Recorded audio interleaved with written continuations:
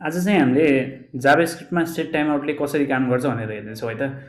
कुनै पनि फङ्सनलाई short and डिलेपछि schedule गर्नु पऱ्यो भने हामीले चाहिँ सेट टाइम आउट युज गरिन्छ। सेट टाइम आउटले चाहिँ दुईवटा आर्गुमेन्ट लिन्छ, एउटा कल ब्याक फङ्सन लिने भयो, अनि कति सेकेन्ड चाहिँ कति मिली सेकेन्ड डिले गर्ने हो त्यो चाहिँ एज अ आर्गुमेन्ट लिन्छ। जब हामीले कल सेट टाइम आउट चाहिँ एक्जिक्युट गर्छौँ, टाइमर स्टार्ट हुन्छ, अनि सर्ट एन्ड डिले टाइम चाहिँ पास भइसकेपछि त्यो चाहिँ कल ब्याक क्यूमा गएर बस्दिन्छ। अब जब कल ब्याक क्यूमा गएर बस्छ, इभेन्ट लुप चेक गर्छ होइन।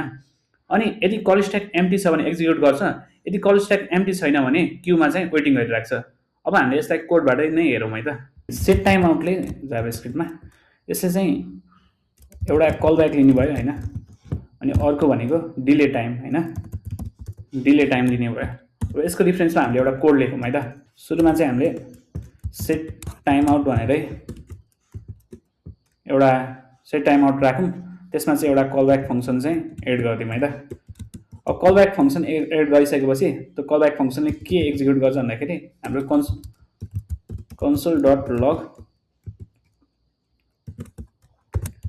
हेलो आफ्टर 2 सेकेन्ड्स भनेर आयो होइन।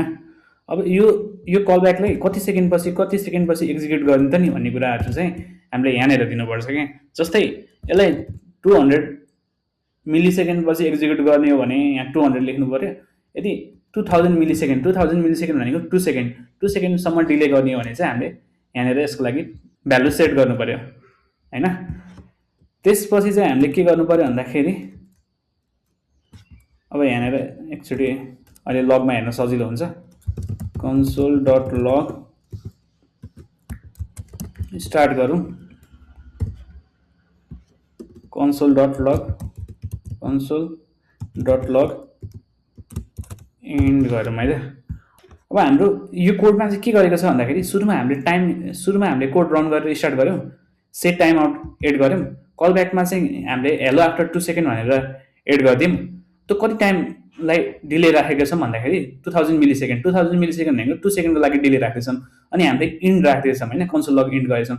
यसमा चाहिँ कस्तो एक्सपेक्टेड बिहेभियर चाहिँ कस्तो हुन्छ भन्दाखेरि सुरुमा चाहिँ स्टार्ट प्रिन्ट भयो, अब यसको लागि एक्जिक्युट वेट गरिरहेछ नि त 2000 मिली सेकेन्डको लागि सुरुमा, अनि त्यसपछि इन्ड पनि प्रिन्ट हुन्छ। जब यो 2000 मिली सेकेन्ड स्पेन्ड हुन्छ त्यसपछि के गर्छ भन्दाखेरि त्यसपछि चाहिँ कन्सोल डट लग भन्ने कुराहरू चाहिँ कल ब्याक क्यूमा गएर बस्छ, अनि त्यसपछि चाहिँ रन हुन्छ। भनेपछि एक्सपेक्टेड बिहेभियर चाहिँ स्टार्ट प्रिन्ट हुने भयो, इन्ड प्रिन्ट हुने भयो, त्यसपछि हेलो आफ्टर 2 सेकेन्ड प्रिन्ट हुने भयो। ल हेरिहालौँ है त अब टर्मिनलमै